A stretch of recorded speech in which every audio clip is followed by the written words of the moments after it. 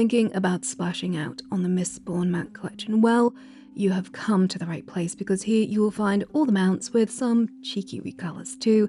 There are timestamps below, as well as links to the Guild Wars 2 wiki for all the Mistborn mounts. So let's tarry not and dive into some yummy mount candy goodness, along with my own personal headcanon for the origins of these beautiful beasts. Corner was the original homeland of the Crested Plainsrunner, but 2 centuries of Palawa Joko's tyrannical rule decimated the region. Pushed north, small herds of Plainrunners can be seen now in Vabi. Their vibrant horn crest is prized by hunters and mount collectors alike.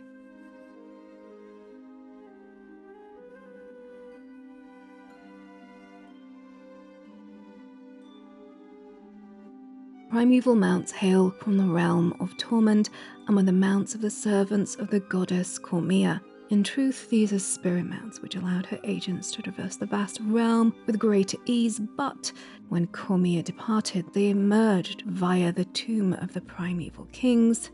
They took its name.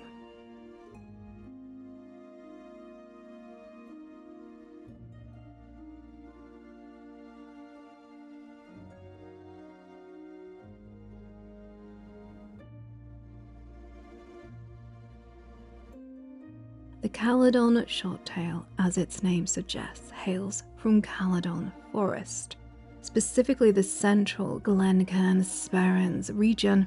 Undead incursions into the forest threaten the Short-Tail, but thanks to the tireless efforts of the Sylvari keepers and menders, the species has thrived. Petitions for adoption of Short-Tails should be submitted to the firstborn Nyama in the Grove.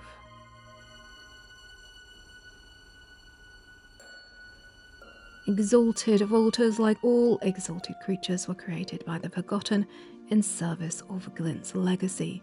These Highland Scouts, once seen only in the mountainous regions of Oic Basin, have been sighted scaling the Chalice of Tears and more recently atop the mountains of Drizzlewood Peaks.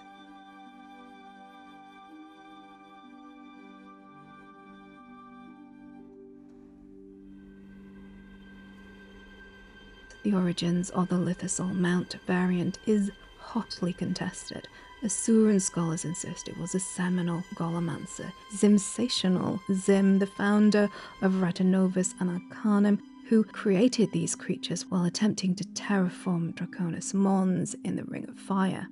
Priory scholars, however, point to the Druids and the spike in activity we have seen from them following Balthazar's incursion. Time will tell which theory is proven of more merit.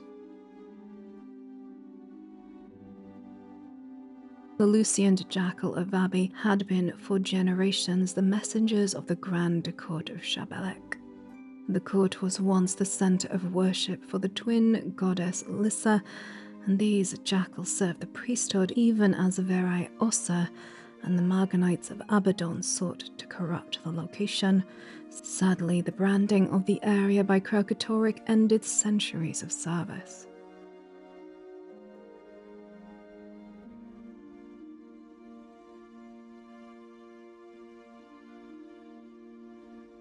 The branded roller beetle, like all branded creatures, were corrupted by the elder dragon magic of Kraukatoric.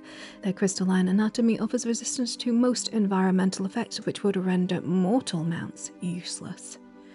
It is suspected that these creatures were freed from Kraukatoric's yoke as Aurene ascended, as she took his magic as her own.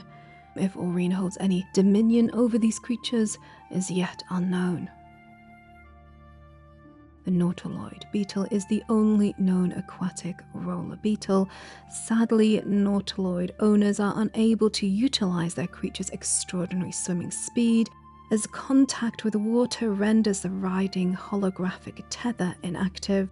The College of Dynamics is researching the matter, and there is an open prize of 10,000 gold for any engineer who can resolve the tether conundrum. Good luck.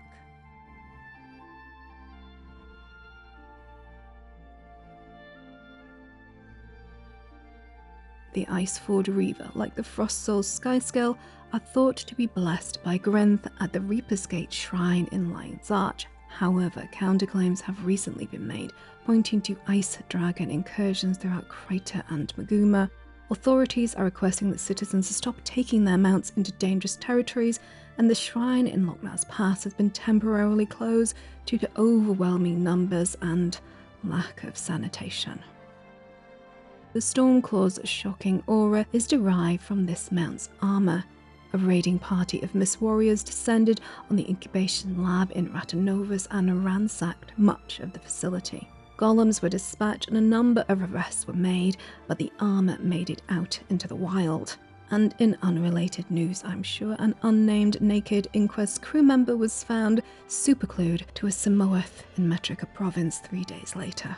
The Samoath happily survived the ordeal.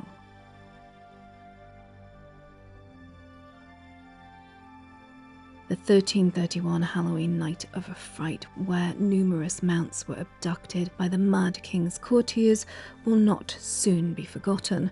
Mounts stabled in LA were kidnapped, thrown into a giant cauldron, and changed forever. Hundreds were taken to the Mad Realm as gifts for the king.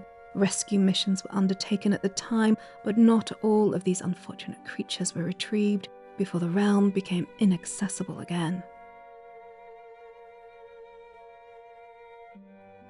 The Point Tib Chorus is a coastal griffin whose hunting and breeding grounds stretch from the coast shore all the way to the domain of Fabi. There is evidence that before the sundering of ore, Corvus populated the estuarial waters of Sparkfly Fen and perhaps even as far north as the Blood Tide coast.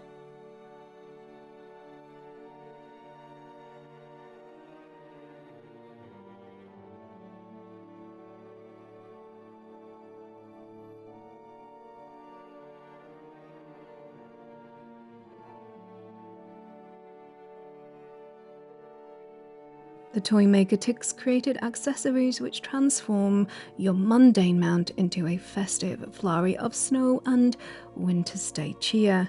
Renowned for his toy-making skills and generosity, many were shocked when Tix franchised these seasonal mount modifications to Eben Nashblade and his Black Lion Trading Company. When asked for comment on the matter, Tix simply stated, "Well, I am an Asura after all." The recently discovered Speckled Shortfang, like its gilded cousin, are thought to be magically mutated iterations of common Skyscale and noted for their relatively placid nature and ease of training.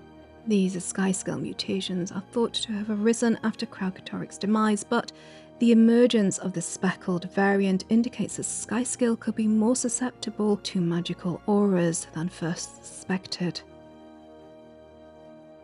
The striped wing Skyscale owes its unusual coloration to the artistic efforts of Dr. Bleat, found in Metrica province. The good doctor runs one of the most reputable mount modification centers of the region, despite having to make a public retraction regarding the mount speed enhancement of his ooze-based pigments. You're assured to get the same mount back that you sent in. The same cannot be said for the Inquest, running the Pimp My Ride service out of LA. So that's my Mistborn mount showcase and headcanon meanderings. If you would like to see these wondrous creatures get some in-game lore love from the devs, please let them know, and please let me know your favourite Mistborn beauties in the comments down below. And whilst you're down there, please do like this video if indeed you did like it. Share it with anyone you think might enjoy it, subscribe for more Guild Wars goodness in the future, and please do show some love to Arthur, Why You Need My Name, Cody, Kildare, Cub, Molini, Jolly Joe, Stardark, Griever, and all my wondrous, fantabulous Patreons, without whom I would be unable to dedicate the time and resources I do to my channel. I can never thank you all enough. If you'd like to join my band of Nerdy Awesome for exclusive lore videos, links to my Patreon page below. And if you feel inspired to jump into Guild Wars 2, and after all this eye candy, why would you not? There are referral links down there as well for both the free-to-play game and the Path of Fire expansion, which now includes all the content from the Heart of Thorns expansion too. Thanks to the generosity of ArenaNet and that partner program, of whom I am a proud affiliate, using any of these referral links directly supports my channel, but costs you, my dear friend, not a penny more. But we have come to the very end, so until we meet again, please stay safe, stay awesome, and thank you so much for watching. Bye bye.